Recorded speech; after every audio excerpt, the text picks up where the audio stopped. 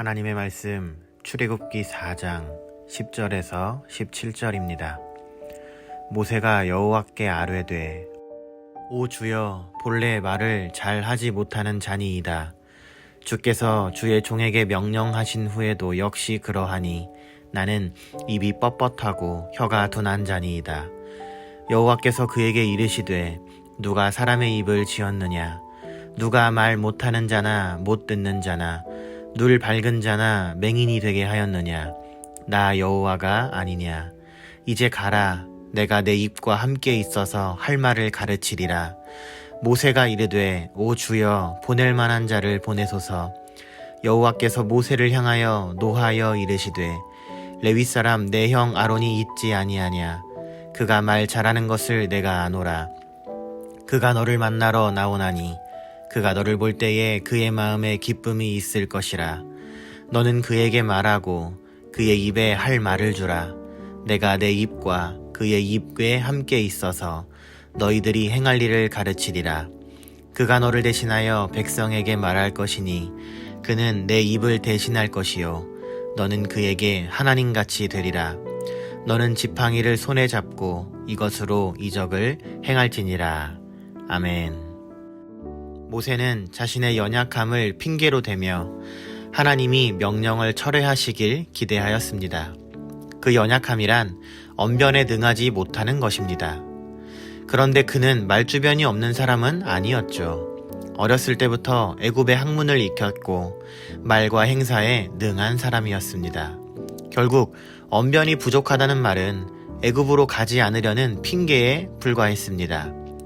하나님은 모세의 핑계에 대해 지금까지와는 다른 단호함을 보이십니다.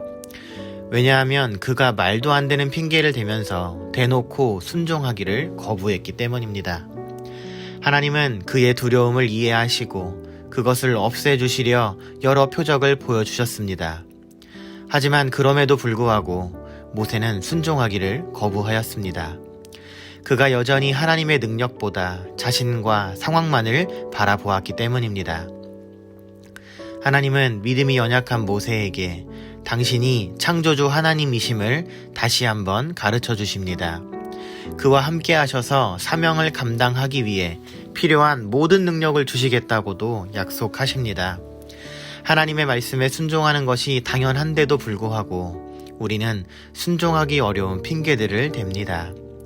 노래를 못해서 성가대를 못한다거나 가르치는 은사가 없어서 주일학교 교사를 못한다고 합니다. 때로는 바쁘고 피곤해서 예배하는 것조차도 힘들다고 핑계대기도 합니다.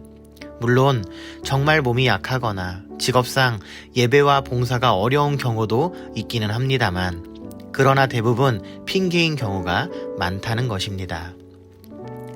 모세는 함께 하시겠다는 하나님의 약속에도 불구하고 급기야 하나님의 선택이 잘못되었음을 지적합니다. 왜 보낼 만한 사람을 보내지 않고 적합해 보이지 않는 자신을 선택했느냐 하는 그런 항의입니다. 이러한 모세의 태도에 하나님은 화를 내십니다. 하지만 곧 해결책을 제시해 주시죠. 그의 형 아론을 대변인 역할을 하는 동역자로 붙여주시겠다고 한 것이 그것입니다. 사명의 자리에서 어려움이 찾아오면 우리도 하나님께 이렇게 항변합니다. 왜 하필 나에게 이런 것을 맡기셔서 어려움을 겪게 하느냐 하는 것이죠. 어려움을 겪는 것이 하나님 탓이라고 주저없이 불평을 쏟아냅니다. 그러나 하나님은 모세의 연약함을 받아주시고 그가 사명을 감당할 수 있도록 도와주신 것처럼 우리를 끝까지 참아주십니다. 우리가 하나님께 쓰임 받는 것은 그럴 만한 자격을 갖추었기 때문이 아닙니다. 우리의 고집과 연약함, 불순종하는 죄를 하나님께서 끝까지 인내해 주시기 때문입니다. 만약 하나님이 모세의 불평과 핑계 때문에 그를 버리셨다면 모세는 그저 광야에서 양을 치는 목자로 인생을 마무리했을 겁니다. 하지만 하나님은 그를 충성하는 일꾼으로 빚으시고 당신의 영광을 위해 사용하셨습니다.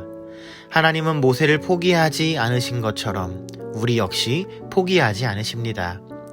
우리를 지금까지 참아주시고 사명에 합당한 자들로 빚어주신 하나님을 늘 가까이 하시길 바랍니다.